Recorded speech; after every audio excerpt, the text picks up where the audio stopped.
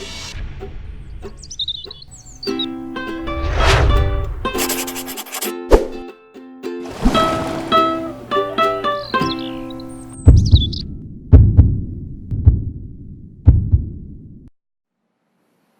noite a todos. Boa noite. Hoje, 13 de abril de 2018, nós estamos reunidos para estudarmos a obra O Evangelho segundo o Espiritismo e vamos iniciar pelo livro Caminho, Verdade e Vida, que será lido pela nossa irmã Maria Luísa, mensagem de número 105, intitulada Nem Todos. Psicografia de Francisco Cândido Xavier pelo Espírito Emmanuel. Vamos lá ver? E aconteceu que, quase 8 dias depois destas palavras, tomou consigo a Pedro, a João e a Tiago e subiu ao monte a orar. Esse versículo está em Lucas, capítulo 9, versículo 28.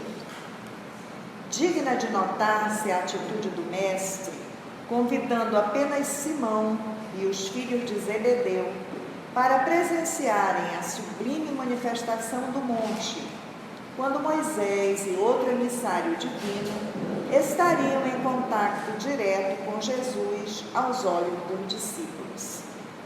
Por que não convocou os demais companheiros? Só para nós entendermos, esse é aquele momento que Jesus vai para o monte orar e só leva 3. Quem foi? João, Tiago e Pedro. E é o momento que Jesus começa a orar e transfigura-se. E eles viram no rosto de Jesus a imagem de Moisés e a imagem de Elias. E aí tanto é que pensa assim, Senhor, vamos montar uma tenda e já vamos ficar por aqui mesmo, né? Você imagina a imagem, né? Aparece Moisés e depois aparece Elias. Então eles estão assim deslumbrados. É um fenômeno que não é que que eles chamam de um plasma, é Jesus controlando o plasma mesmo e é como se fosse criando uma máscara, uma forma, uma materialização realmente daquele rosto. Porque você imagina, Jesus é médium de Deus, entendeu? Médium de Deus, e ali criou ali aquela forma, o rosto, na fisionomia do Cristo, sobre aquela imagem de Moisés e logo depois de Elias. Mas o que o Emmanuel está comentando, por que ele chamou só 3 e não chamou os 12? Por que esse reduzido grupo? O que levou Jesus a selecionar 3 apenas? João, o irmão dele, Tiago e Pedro. E lembra que Jesus dormia, inclusive, na casa, ficou com a família de Pedro.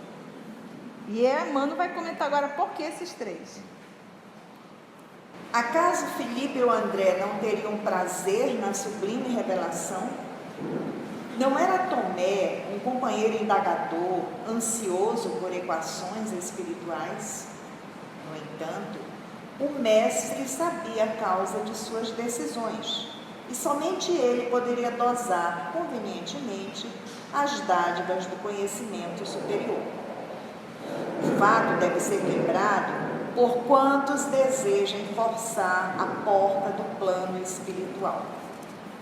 Certo, o intercâmbio com esse ou aquele núcleo de entidades do além é possível, mas nem todos estão preparados a um só tempo para a recepção de responsabilidades ou benefícios. Não se confia imprudentemente um aparelho de produção preciosa, cujo manejo dependa de competência prévia ao primeiro homem que surja, tomado de bons desejos. Não se atraiçoa impunemente a ordem natural. Nem todos os aprendizes e estudiosos receberão do além, num pronto, as grandes revelações. Cada núcleo de atividade espiritualizante deve ser presidido pelo melhor senso de harmonia, esforço e afinidade. Nesse mistério, nesse trabalho, além das boas intenções, é indispensável a apresentação da ficha de bons trabalhos pessoais. E no mundo, toda a gente permanece disposta a querer isso ou aquilo, mas raríssimas criaturas se prontificam a servir e a educar-se. Ele vai tratar a mediunidade, né? Ele diz assim, ó, certo, o intercâmbio com esse ou aquele núcleo de entidades do além é possível. Se nós quisermos fazer uma reunião mediúnica agora, vai ter espírito se comunicando, basta ter um médium para isso. Mas nem todos estão preparados a um só tempo para a recepção de responsabilidades ou benefícios. Porque eu digo que quando você se arvora a um trabalho mediúnico, tem um preço. Tem um preço. Você tem que pagar esse preço. Não se confia imprudentemente um aparelho de produção preciosa, cujo manejo depende da competência prévia. Ao primeiro homem que surja tomado de bons desejos. Então não é só boa vontade. Tem que saber lidar com esse aparelho. Tem que saber manusear esse aparelho. Um aparelho belíssimo você vai entregar para qualquer um? Não. Um mínimo a pessoa tem que saber. Então o que ele está querendo dizer aqui? Para lidar com os fenômenos de ordem espirituais, esse trabalho, esse intercâmbio, tem que ter estudo prévio. Muito estudo. Para você poder adentrar nesse laboratório. Então por que ele convidou só os 3? Estavam aptos a irem e receber essa informação. Os demais não estavam. Olha aqui, no final ele diz: cada núcleo de atividade espiritualizante deve ser presidido pelo melhor senso de harmonia, esforço e afinidade. Nesse mistério, além das boas intenções, é indispensável a apresentação da ficha de bons trabalhos pessoais, conduta moral.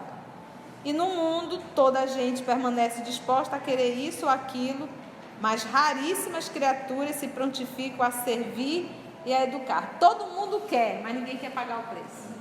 É o que o André Luiz também me chama muita atenção no Desobsessão, né? Quando eles falam uma série de regras que o dirigente deve ter, que todos os médiuns devem ter, estudar, não é? Ter uma boa conduta, quer dizer, ele também nos chama muito para isso, né? Com certeza. Vamos orar? Fechemos os nossos olhos.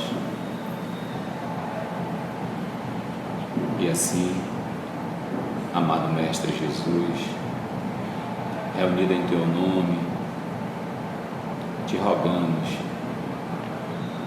que a espiritualidade amiga possa nos intuir a todos a esse estudo maravilhoso que é o Teu Evangelho, e que possamos, adentrando a esses conhecimentos, tenhamos a vontade firme de colocá-los em prática no nosso dia a dia.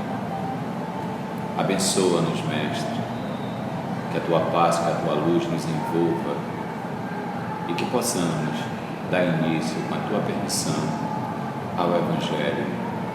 Que assim seja. Muito bem. Vamos lá então para o Evangelho? Então vamos entrar na perfeição? Na perfeição. Vamos lá então? Então, continuando, o homem no mundo. O homem no mundo, capítulo 17, o item 10, mas nós já estamos lá no 4º parágrafo, né? Vamos entrar no 5º parágrafo. A perfeição está toda, como disse o Cristo, na prática da caridade absoluta, mas os deveres da caridade se estendem a todas as posições sociais, desde o menor até o maior. O homem que vivesse isolado não teria nenhuma caridade a praticar. Porque, assim, então caridade é só para quem tem condições financeiras de fazer? Não. Caridade está para todas as idades, porque você pode não ter recursos para ajudar alguém, mas você tem braços fortes para ajudar alguém. Você tem uma palavra de conforto para ajudar alguém. E a caridade também, lembra que a mais meritória é a caridade moral. É aquela que tu cala, é aquela que tu não agride, é aquela que tu perdoa, é aquela que tu tolera. Essa é a caridade muito mais valiosa, por quê? Porque ela lida direto com dois sentimentos: orgulho e vaidade.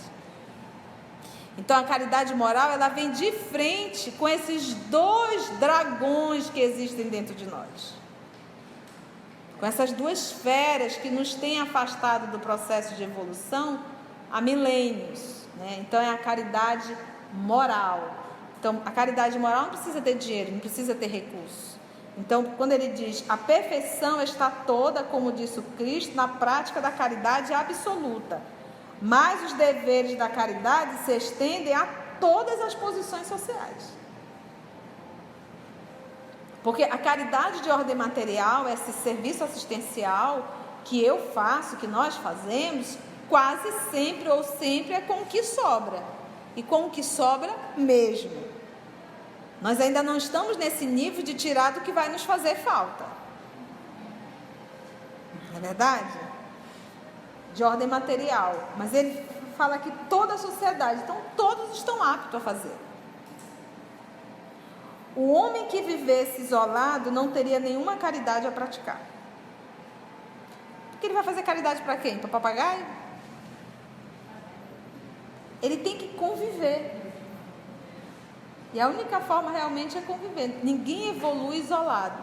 Se eu me meter dentro de um templo sozinha, eu não vou estar evoluindo. Eu posso até estar aprendendo se eu me predispor a estudar. Isso é até interessante quando você fala em mundo espiritual. Se eu estiver isolada num canto, trancada, só eu e os livros, eu estou ali aprendendo. Vamos estudar sobre tolerância. Vamos estudar. Nossa, sei tudo da tolerância. Beleza, mas isso não te tornou tolerante. A única forma de nós sabermos se tu se tornou uma pessoa tolerante é indo conviver com pessoas que irão exigir de ti a tolerância 24 horas. Então, saber algo não me rotula ser. Eu sei, mas ser é outra história. Então, nesse processo de evolução, só há evolução se houver convivência. O homem que vivesse isolado não teria nenhuma caridade a praticar. Somente no contato com seus semelhantes, nas lutas mais penosas, é que ele encontra ocasião de praticá-la. Aquele, pois, que se isola, priva-se voluntariamente do meio mais poderoso de aperfeiçoar-se. Não tendo de pensar senão em si, sua vida é a de um egoísta. Então, não quero conviver, vou ficar aqui isolada, sinto muito, mas está perdendo. E detalhe, a encarnação é uma oportunidade valiosíssima. A fila está enorme, o povo esperando. Lembra, os nossos pais a mamãe pariu 12, 8 estão encarnados. Se nós formos avaliar aqui, nossos pais, era 10, 9, 7, 5 era pouco. E hoje?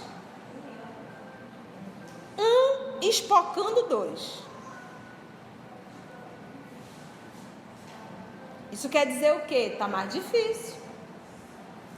E a fila está aumentando. A população do mundo espiritual é 5 vezes maior do que está encarnado. É 5 vezes maior. Então, estar encarnado, estar na Terra, tendo essa oportunidade, dessa evolução intelectual e moral, é ímpar. Aí eu pego essa oportunidade, não vou me trancar para ficar...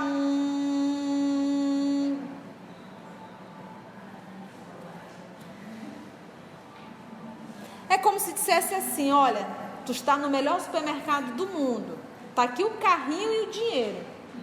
Tu só precisa fazer as compras do que tu necessita. Quando o tempo estourar, acabou. O que tu trouxer no carrinho é teu. Eu estou te dando todo o recurso. Mas quando o tempo acabar, acabou.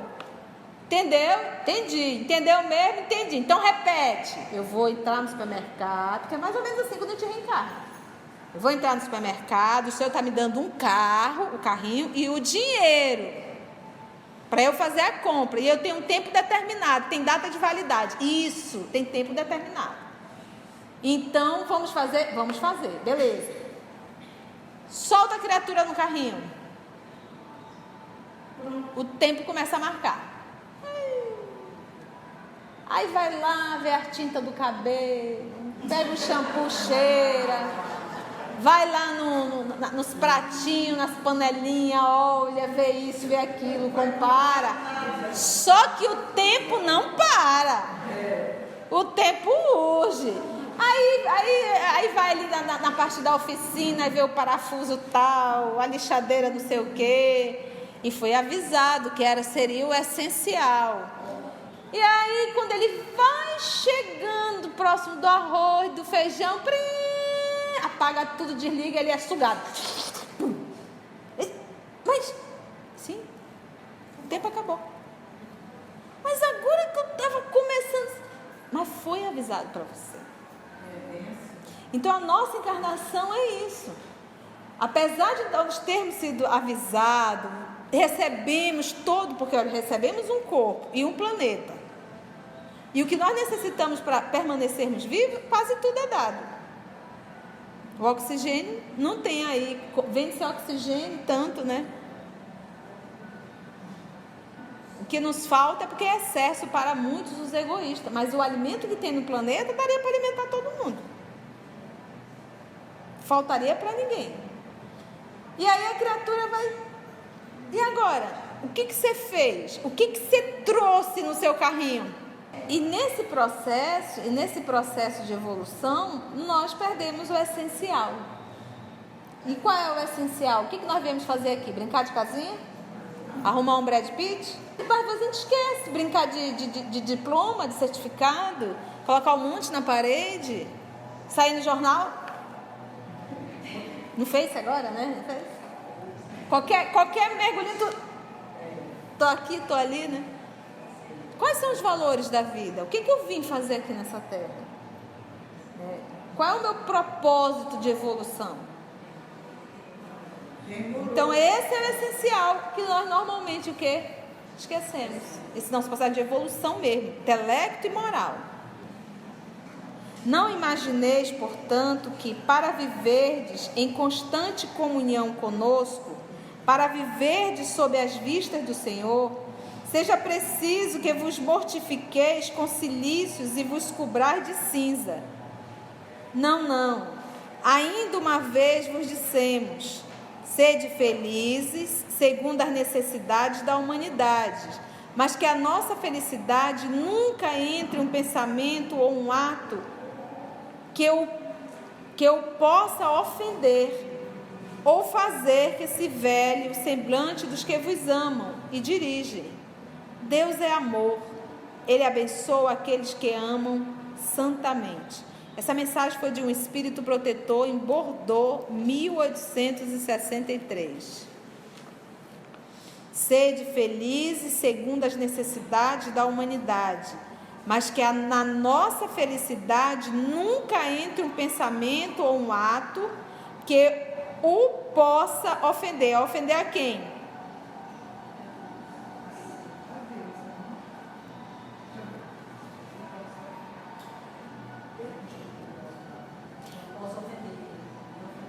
Ou fazer que se vele o semblante do que vos amam e dirige.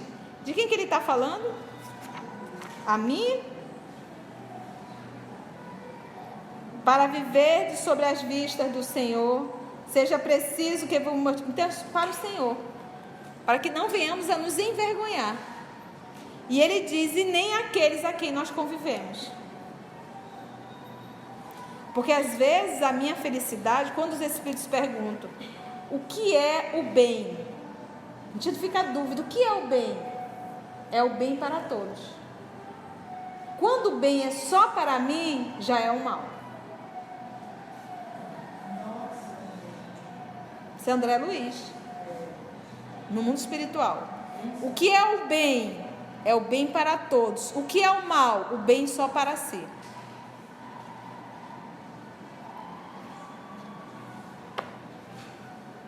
Então ele diz, ou fazer que se velhe o semblante dos que vos amam e dirigem. Deus é amor. Ele abençoa aqueles que amam santamente. Então, em nome de uma falsa alegria, de uma falsa felicidade, porque às vezes, você imagina, olha, eu vou terminar meu casamento, por quê? Filho, cachorro, periquito, papagaio, a família toda formada, porque eu não te amo mais, eu amo aquele dali. E eu vou ser feliz com aquele lá. E aí? Isso é o bem? Se ele fez mal. Difícil, né? É aquilo que eu costumo dizer. É um ambiente doentio. Às vezes, quase sempre, é só paixão. O que nós temos que entender é uma palavrinha que nós não temos, nós não queremos sacrifício. Entendeu? Muitos relacionamentos é sacrifício. Em verdade, muitos mesmo. É raríssimo o encontro aqui na Terra de almas afins. É sacrifício em prol de quê? Do grupo familiar. Ou então você de repente está com um pai numa situação muito difícil, ou uma mãe num momento muito difícil. Mas é muito triste eu ficar ao lado dele, eu sofro muito, eu me deprimo. Então por isso é que eu não estou. E o pai dizendo cuidado por quem? Eu estou pagando um cuidador. Isso é o bem para quem? Cadê a palavrinha chamada sacrifício? E olha, nós só evoluímos, sinto falar, é no sacrifício.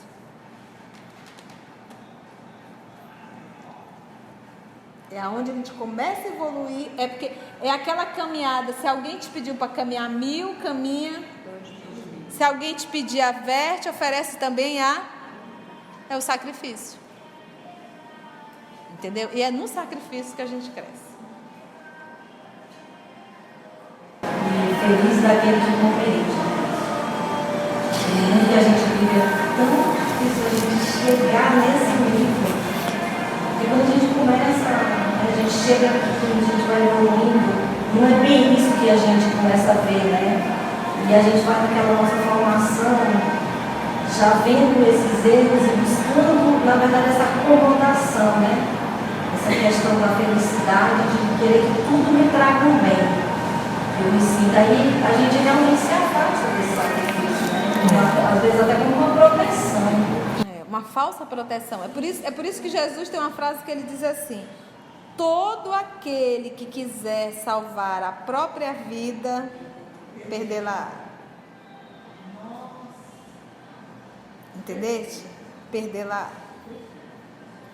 Então, às vezes as pessoas chegam comigo e dizem, mas eu quero ser feliz. E às vezes a pessoa tem que dizer, e quem disse que tu nasceu para ser feliz? A felicidade não é deste mundo.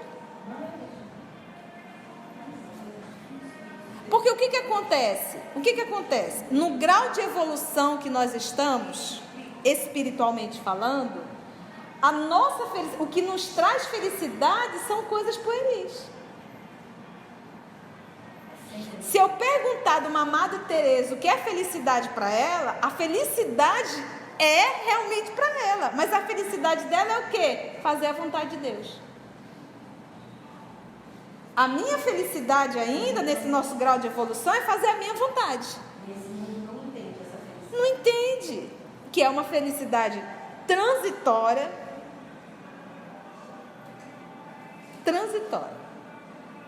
Então, se você for conversar, olha, tem temas assim realmente muito delicados, mas olha, se você for fazer tudo que dá na sua cabeça, pode até fazer.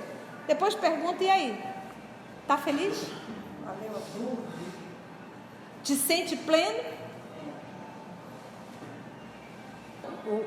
O lance realmente dessa nossa encarnação, e durante alguns séculos será assim, é sacrifício. Sacrifício. Sacrifício. Sacrifício não é burrice nem tolice. É eu exigir dar um passo maior. É aquele momento que o exercício físico começa a doer. Que aí o que você faz? Você para. Não está doendo, eu vou parar. Sim, mas agora que começou a trabalhar, tu vai parar? Agora que vai começar a fazer efeito, tu vai parar? Ah, mas eu não gosto de dor. Então, meu filho, sinto muito. Nunca vai ficar enrijecido. Então, a nível do exercício moral, dessa evolução, é isso. Na hora que doeu, tu vai correr? Se agora que vai começar esse processo de evolução? Nasci para fazer a vontade de Deus.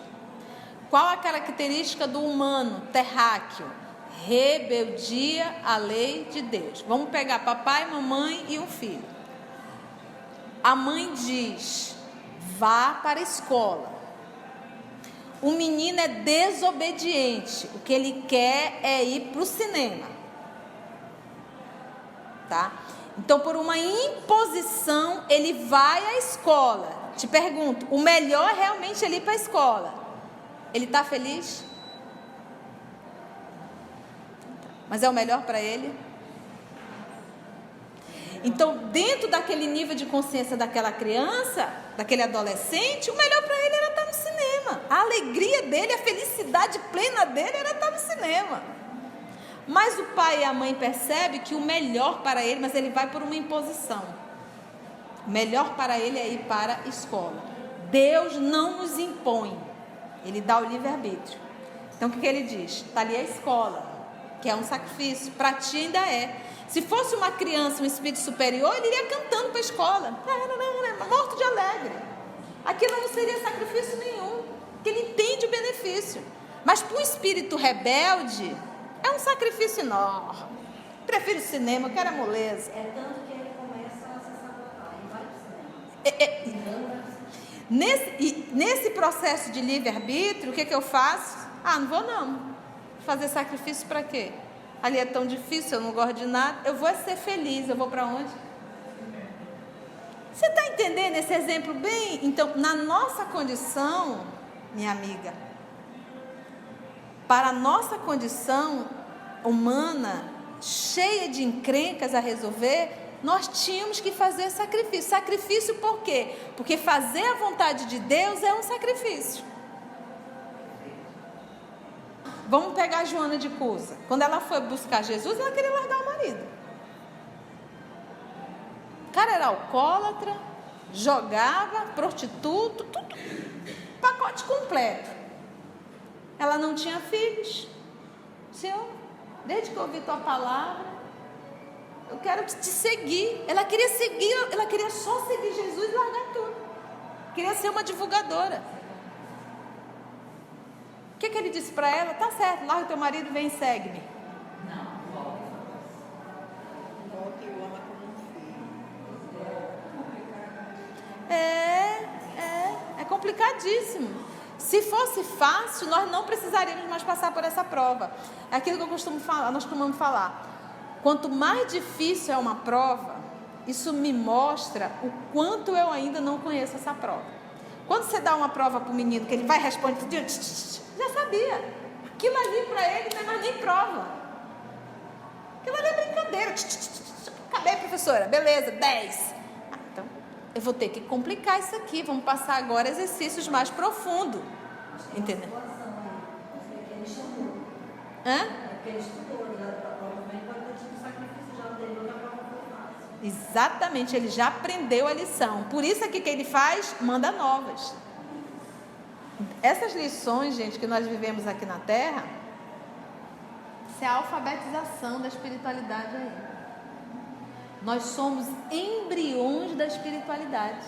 Embriões da espiritualidade, ou seja, nós somos um embrião da nossa vida espiritual, da espiritualidade em nós. Na fala de Emmanuel, embriões da espiritualidade. Extremamente importantes para Deus.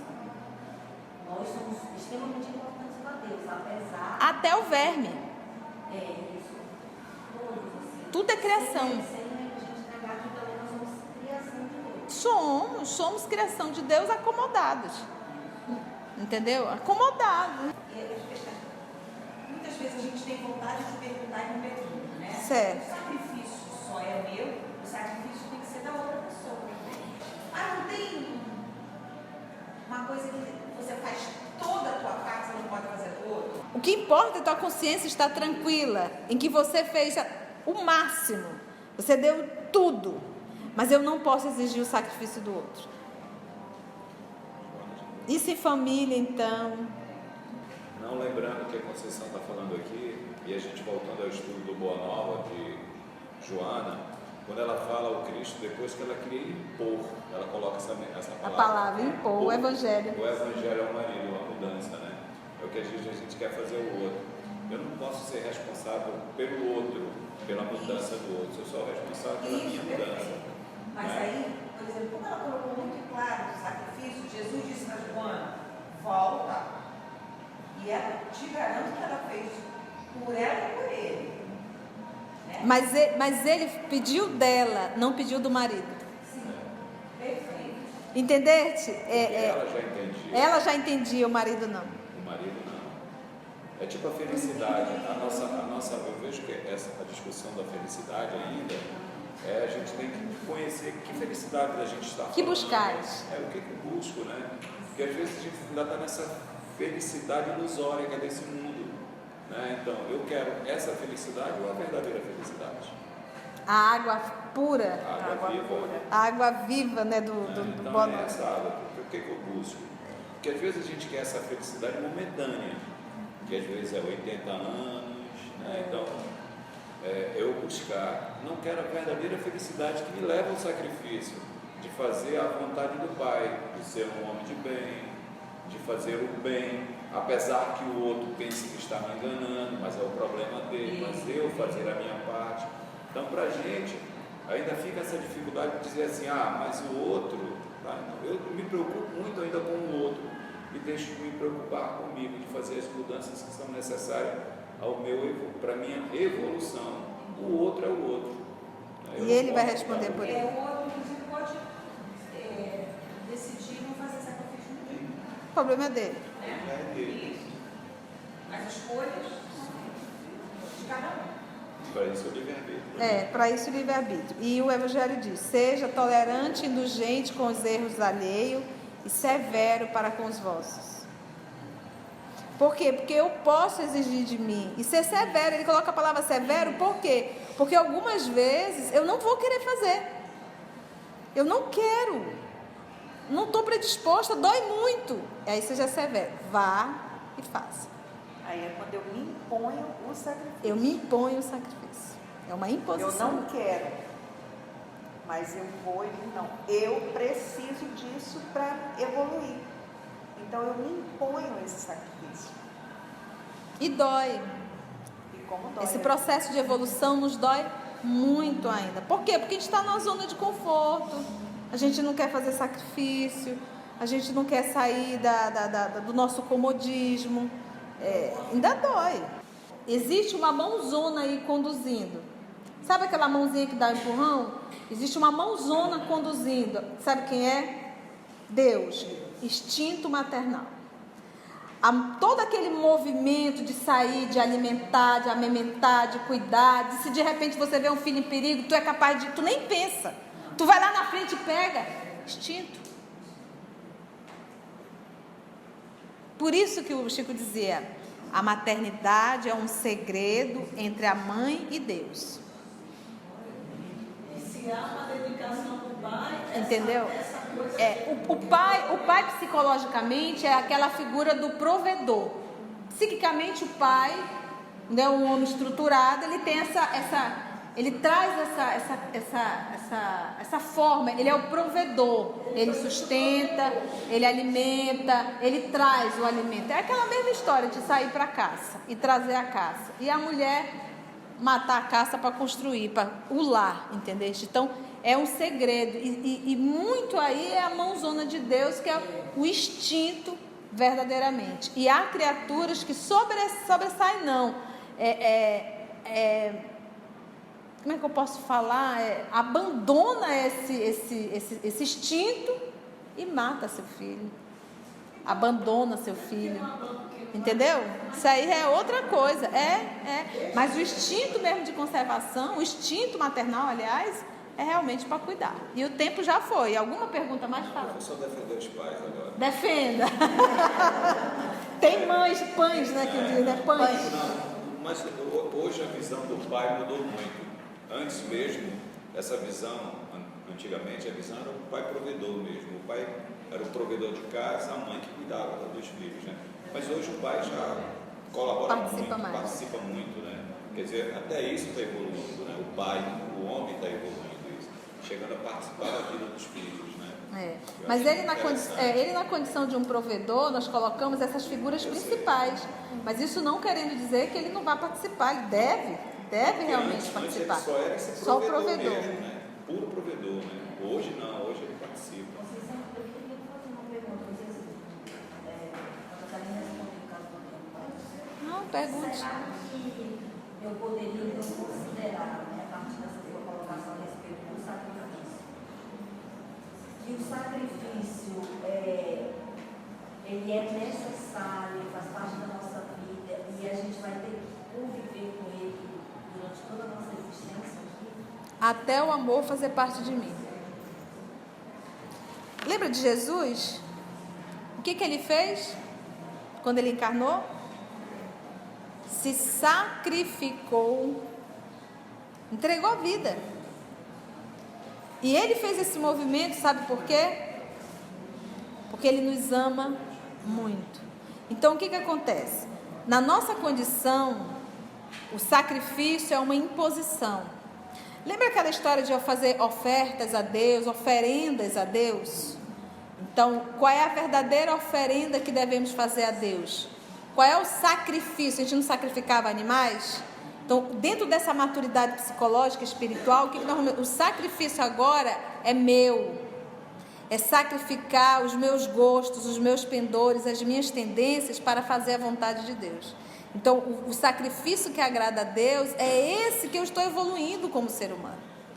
Então, para o nosso Senhor Jesus encarnar e sacrificar-se convivendo com embriões espirituais, para ele não foi um sacrifício, foi, com dor, não. Porque o amor era muito maior. Então, no nosso processo de evolução, nós vamos fazer o sacrifício e com dor. E com dor, por quê? Porque eu ainda me imponho. Eu não queria fazer. Vamos pegar a Madre Teresa. Acordava, dormia 00:30, 1h, e 4h estava de pé. Corria todo o orfanato. Ia para a cozinha, fazia, alimentava, As meninas que estavam acompanhando choravam. Algumas se desesperavam. Madre, eu não estou aguentando. Ela fazia assim: dá descansar, minha filha, dá descansar. Nunca obrigou ninguém a caminhar o quanto ela caminhava. Era um sacrifício? Ela era. Com dor? Não. Porque ela amava aquilo. Tem uma fase da Madre, eu acho que eu falei isso tudo da semana passada, mas que realmente foi uma palestra dela, tem gravado no YouTube, e ela dizia que ela deu pão para uma garota indiana, e a menina pegava assim uma migalhinha e colocava na boca, uma migalhinha, coma, minha filha, coma o pão, ponha o pão na boca. E a menina continuou com aquela migalhinha, disse: por que você não põe o pão na boca? E a menina disse: porque eu tenho medo que acabe. Tenho medo que acabe e eu não vou ter outro pão para comer. E ela dando essa palestra na Inglaterra. E lá ela falou: na Índia a fome é do pão, aqui a fome é espiritual. É o pão espiritual. Então, para ela, todo esse movimento não era sacrifício, não era com dor, era um sacrifício, mas não com dor, entendeu? Então, dentro do nosso nível de evolução, nós sempre estaremos, porque o sacrifício é amor. Na nossa condição, nós somos aprendizes do sacrifício. E para nós ainda o sacrifício é o quê? Vem com dor. E muitas vezes aquilo que a Conceição faz, nós não fomos chamados ainda a grande sacrifício. Muitas vezes um sacrifício para mim pode ser lavar a louça do almoço, pode ser lavar um copo na minha casa, pode ser acordar 4h da manhã para ir fazer uma vez na vida. Não né? Não fomos ainda chamados para grande sacrifício. E o nosso tempo já foi mesmo. Alguma pergunta mais? Foi bom o estudo do primeiro momento?